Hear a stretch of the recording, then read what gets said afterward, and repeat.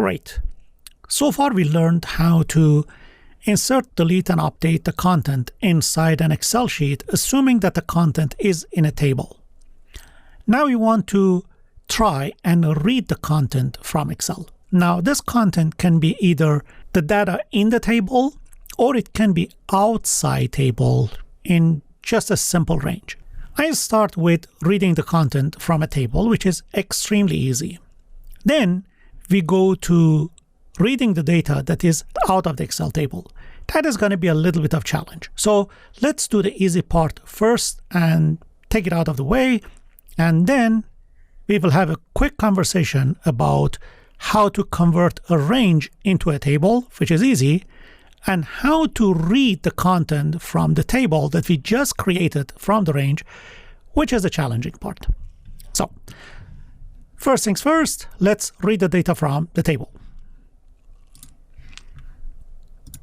I go back to SharePoint, and inside SharePoint, we already uploaded a file called update_test.xls. If you've been following the previous lectures, you have this file called update test. And if I click on it, you see there is a table with some content. It doesn't matter what you really have in the content. You can simply create a table and just give it a name. And if I just click on the table itself and I click on the design, you will see the table name here, which is products. Of course, you can change it if you want, but at the moment we are happy with this. So in this demo, we would like to read the content from this Excel sheet, probably compile them, just a product and the unit price, into an email and send it to somebody. Easy, right? So let's start. I go back to flow.microsoft.com. I click on create. And again, I want to create an instant flow, and I would say manually trigger a flow. I give it a name called email product list from Excel. And I click on create. The flow is created. I want to take it to one step further. So if I go back to my Excel table, you will see I also have category. I want to provide the parameter in the flow that can accept the category and then sends the list of the products only under that category. So in one shot, you will learn how to read and how to filter. So I go back to my flow, and the single parameter that I want to pass to this flow is going to be category. And we're good. Next, you guessed it, I can click on the Excel Online again, and I would say list rows present in a table. And when I click on it, same story. I pick up the location, basically the SharePoint list,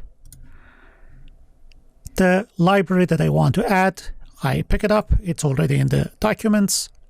The file, it's called update test. And the table, you got it, products.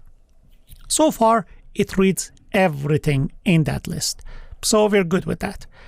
If I click on show advanced options, I also have the same features that we use to read the content and filter the content that you are getting from SharePoint. So the filter query that I want to use, the filter is applied to category. So I'm looking for all the products that category is equal to single quote, and inside single quote, I get a category that I get from trigger. If you don't remember how to use the filter query and the OData, go back to the previous chapters when we were trying to read the list items from SharePoint. I don't need a certain order for it, so far I'm good with what this guy does. Right after that, I want to create a variable, initialize variable. Remember, this is how you are packing everything in one email rather than sending one email for every single item. I give it a name and I call it email text, and type is going to be a string, and the value I don't need to put anything right in the beginning, but in a loop that I will read from all the items in the Excel sheet, I can add the items to this variable one by one. So I click on New Step. And in this new step, I want to use apply to each, because as we know, this action returns an array of items. So I use apply to each. And for here, I say, give me the items that the list row present in a table return. So if I scroll down, you will see that list rows present in a table has a property called a value, which basically has all the items that this guy returns. Click, we got it. Whatever we want to do, every row that it reads, we want to append that item to this initialize variable. The keyword is append. So append, and if I scroll down, append to a string variable. Great. So I can pick the email text, and on every iteration, I want to add the product, colon, and the unit price. I'm happy with this. And of course, I want to take it to the new line because it's going to be an HTML email text. I put /br to represent a new line. So far, so good. I have everything that I need in this variable, and let me pack it in an email and send it out. New step. And this new step is going to be send email. And I pick send an email v2. I'm going to send it to myself. Subject is going to be products under category. And this is the category that I'm getting from the trigger. So let's say category. And in the email text, I want to add the email text. Fantastic. Let's review it quickly. The manually trigger a flow, accepts a category, passes this category to this list that we picked using the filter query. If we don't put filter, it reads all the items. But when we put filter, it picks up only the items that the category matches the value that we entered to this trigger. Then, because we want to send only one email, we create a variable called email text.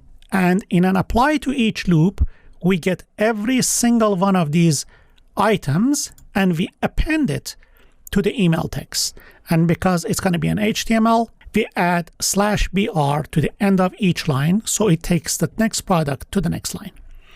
And finally, after all the items are processed, we go through a send an email and we send out the email. Clear, right? Save, and let me test it. So click on test. I'll perform the trigger action, save and test. We're checking the connections.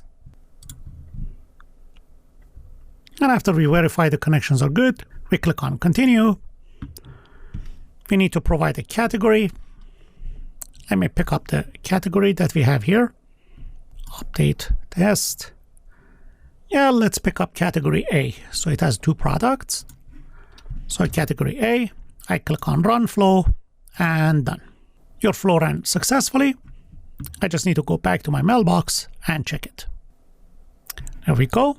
And here is our mailbox.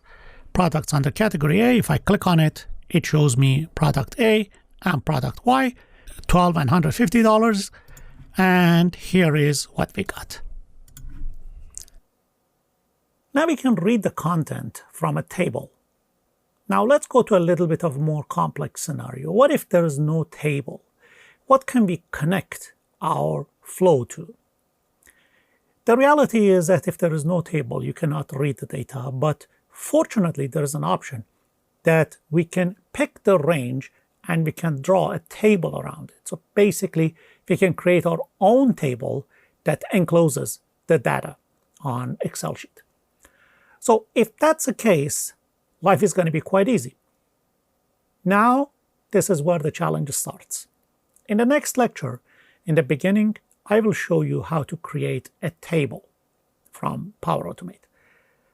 But creating a table and reading the content from the table in the same flow is not an easy job. So what I'm trying to say is that although I will cover it, but this is in no way at the level of a beginner course. So if you really don't need it, just skip that chapter. It's not going to hurt anything. But if you are one of those nerdies that wants to do everything, great. Be my guest and enjoy the next lecture.